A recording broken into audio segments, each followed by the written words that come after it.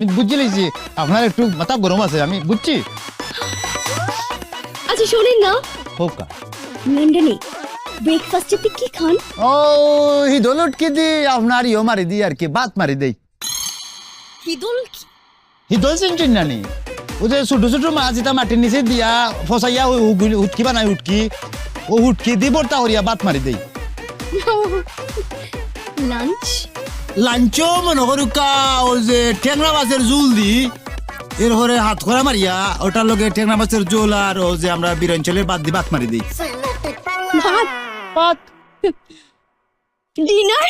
আর রাইতের বেলা ওই যে বুঝছেন নি রাইতের বেলা মনে করুকা চেং মাছ আছে না নি? চ্যাং মাছ?